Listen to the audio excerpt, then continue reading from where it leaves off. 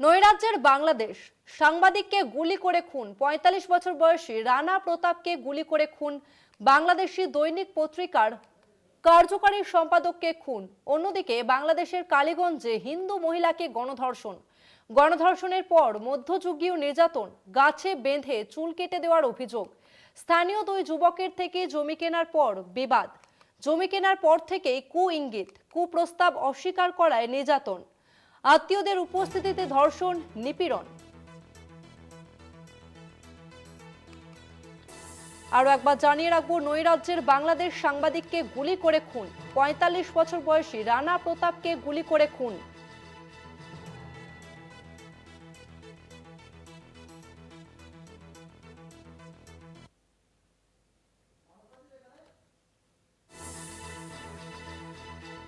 নৈরাজ্যের বাংলাদেশ, সাংবাদিককে গুলি করে খুন। ৪৫ বছর বয়সী রানা প্রতাপকে গুলি করে খুন। অন্যদিকে কালীগঞ্জে হিন্দু মহিলাকে গণধর্ষণ। গণধর্ষণের পর মধ্যযুগীয় নির্যাতন, গাছে বেঁধে চুল কেটে দেওয়ার অভিযোগ সামনে আসছে।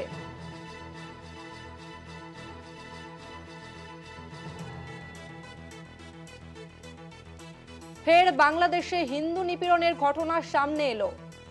কালীগঞ্জে হিন্দু মহিলাকে গণধর্ষণ।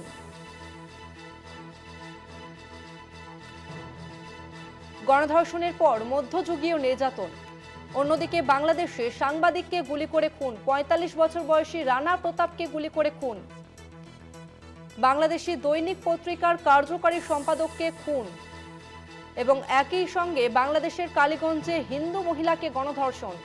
গণধর্ষণের পর মধ্যযুগীয় নির্যাতন, গাছে বেঁধে চুল কেটে দেওয়ার অভিযোগ সামনে আসছে।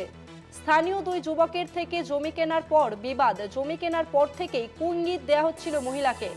কুপ্রস্তাব অস্বীকার করায় নির্যাতন। আত্মীয়দের উপস্থিতিতে ধর্ষণ, নিপীড়ন। বাংলাদেশে ফের হিন্দু নিপীড়ন।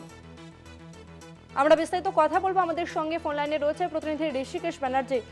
ঋষিদা, অন্তর্বর্তী সরকারের আমলে আইন শৃঙ্খলার পরিস্থিতির অবনতি নিয়ে তো তাহলে প্রশ্ন উঠে যাবে যে এই ঘটনা সামনে আসছে।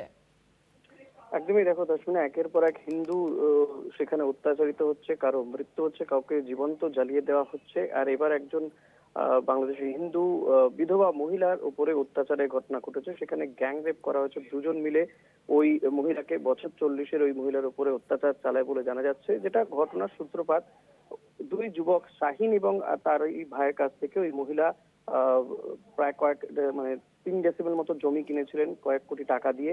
এবং এই যে তুমি যেমনটা বলছিলে যে কালীগঞ্জের, ঝিনাইদহ জেলার কালীগঞ্জ সাব ডিস্ট্রিক্টে সেখানে ঘটনাটি ঘটেছে। এবং এই ঘটনার পরে পরেই ওই শাহিন এবং তার ভাই ওই মহিলাকে ইঙ্গিত দিত, তার সঙ্গে তাদের সঙ্গে সময় কাটানোর সহ বিভিন্ন রকমের ইঙ্গিত দিত ওই মহিলাকে। কিন্তু মহিলা রাজি না হওয়াতেই তার উপর অত্যাচার চালায় বলে জানা যাচ্ছে। এরপরে তার পরিবারের লোকজন যখন আসে, তার আর আত্মীয় স্বজন, তাদের সামনে ওই দুই ভাই শাহিন এবং তার ভাই শনিবার দিন 50,000 টাকা চায়।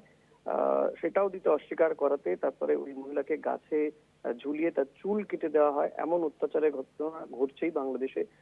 আরেকটা ঘটনাও পাশাপাশি উঠে এসছে সামনে, যে একটি স্থানীয় সংবাদ মাধ্যম, তার যে কার্যকারী সম্পাদক, তার উপরে তাকে গুলি চালিয়ে হত্যা করা হয়েছে। একেবারে মাথায় গুলি চালানো হয়। তিনি একটি কারখানার মালিকও বটে।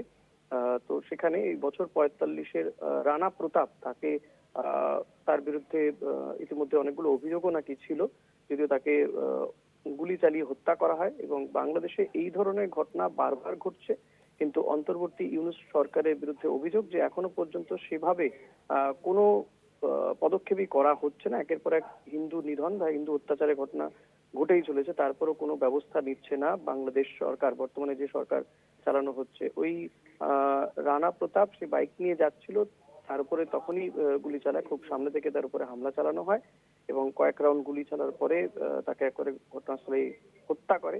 যেটা জানা যাচ্ছে, স্থানীয় সংবাদ মাধ্যম বিডি খবর, এই বিডি খবরেরই কার্যনির্বাহী সম্পাদক ছিল এই রানা প্রতাপ। তাকে সেখানে হত্যা করা হয়েছে এবং একজন বিধবা মহিলাকে নির্যাতন করা হয়েছে, গ্যাং রেপ হয়েছেন ওই মহিলা। এবং এই ঘটনাগুলোতেই বারবার সামনে উঠে আসছে যে সেখানে একের পর এক হিন্দু মহিলা পুরুষ নির্বিশেষেই সেখানে অত্যাচারের শিকার হচ্ছে, কিন্তু হাত গুটিয়ে বসে রয়েছে মোহাম্মদ ইউনূস সরকার। কাশ্মীনা। ধন্যবাদ ঋষিদা।